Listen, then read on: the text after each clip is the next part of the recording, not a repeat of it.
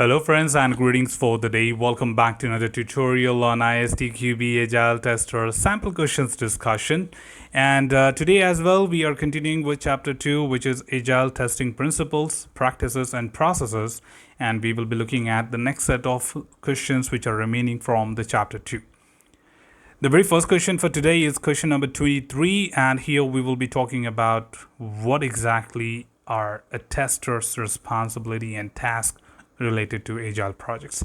So number 23 says, which tasks are typically expected of a tester on an agile project, right? So in a very common understanding, of course, we do know that what are our key responsibilities, and where we can talk about that tester's responsibility remains as usual with a testing in the traditional models as well.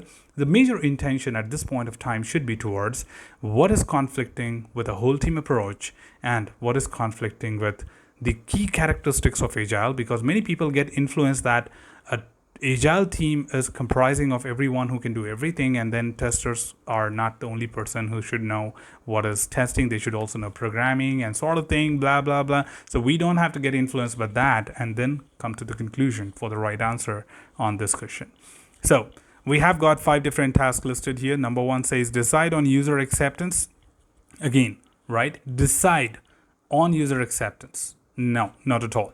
It's not just one person's responsibility as a tester, because the question is asking what is the task of a tester, right? So it's not a tester responsibility alone to decide on the acceptance criteria or user acceptance. We will have collaboration of the whole team approach in order to do this, that is defining user stories and coming up with the acceptance criteria. Number 2, design, create, and execute appropriate tests. Of course, you don't need me to tell you that this is one among the common activities and tasks to be performed by a tester in the Agile. 3, schedule defect reports for analysis, which is scheduling. Now, scheduling could be a tricky word here, which people may think that, hey, what should I consider scheduling as? So in an Agile, basically defects are communicated regularly with the stakeholders, right? So there's no schedule. That means no timelining and defining a start date and sort of thing to be done here. See, scheduling in general meaning stands for that I want to plan for something down the line after a few days or after a few weeks and so on.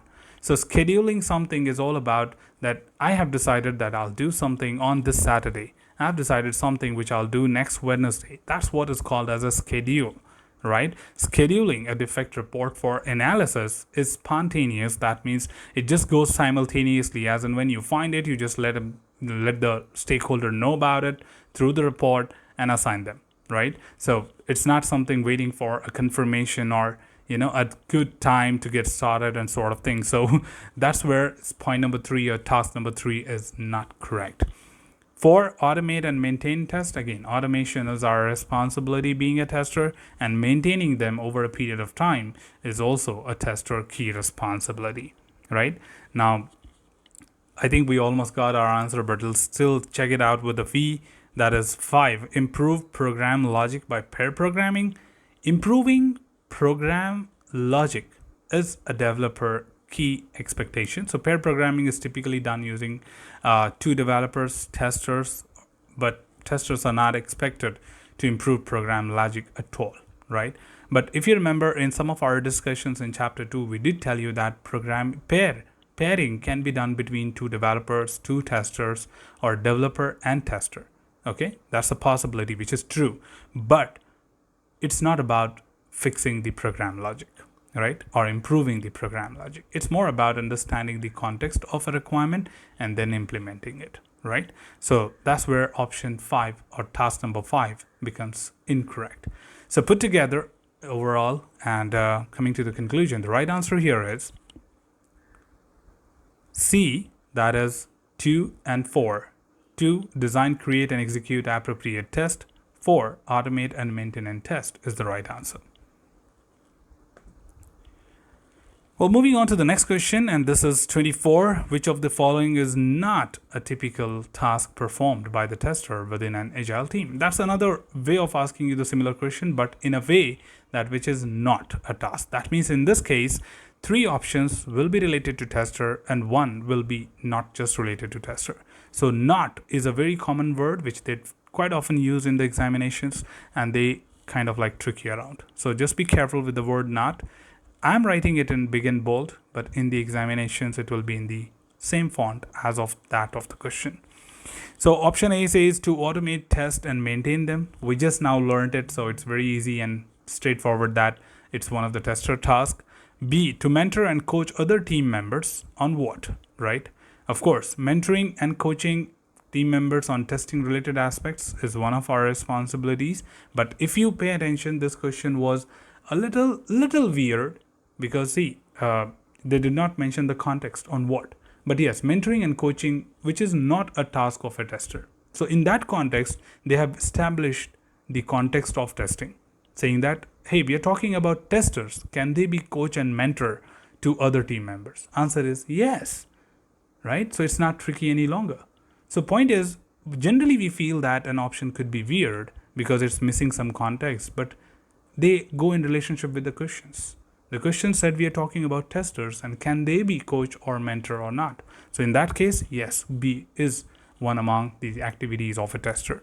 C, to produce and update burn down chart. See, most of the time the reporting matrices are taken care by the tools, or if we talk about the role, it is a responsibility of the scrum master of the process, right? So we don't do that. As a tester, we are not responsible to do it.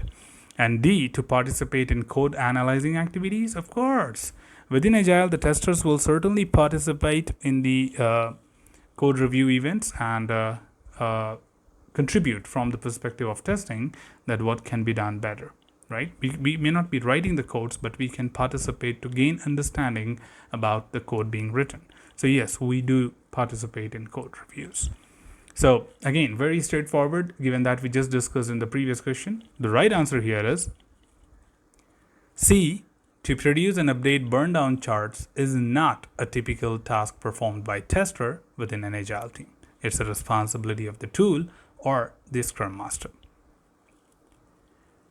Well, moving on to the next question, which is question number 25. The term burn down refers to which of the following? So this is a terminology related question and they are asking you the definition of the burn down chart. In simple words, this type of question should be handled with your own analysis and understanding first. That means first recall what do you know about burn down chart and then look at the options. If in case you do not know anything, then the options will be very crazy and they might be like kind of giving you diversions and kind of conflicts between them. Okay, so first get your answer first in your mind and then start looking at the options so that they just give you the clarity. So option A says a chart showing which team members are working the most and are likely to be under stress. I think that's a very funny matrix if you have one. The explanation certainly refers to the burnout rather than burn down. So that's a funny matrix if it is there, because we don't look at this point of time. So rather we go by the number of tasks or number of story points associated with a person in the team, right? A team member. So capacity or other kind of boards can help you to identify that, and not the burn down chart does that job. B, a chart showing the progress of each user story and when they are likely to be completed. Again, this is very straightforward. This is definition of a board, which is going to tell you ongoing progress within a sprint, but burn down chart is not about that. C, a chart showing the amount of work left to be done versus the time allocated for the iteration. I think that's what the definition of burn down chart is all about. A burn down chart at any point of time shows you the amount of work remaining to be done with respect to the actual time allocated for it, right? So again, this could be very, very simple for all of us here because we have seen burn down charts in past in our day-to-day work. If in case not, we at least know the definition. D, a chart showing defects that have been fixed and when the remaining defects are likely to be fixed. Again, this is not the exact context because burn down charts mainly talk about the work items, which is like stories and the task, but not particularly about defects alone. So burn down charts do not have any reference to defects fixed or waiting to be fixed. So in that context, put together again, the right answer here is C, that is a chart showing the amount of work left to be done versus the time allocated for the iteration is the right answer, right?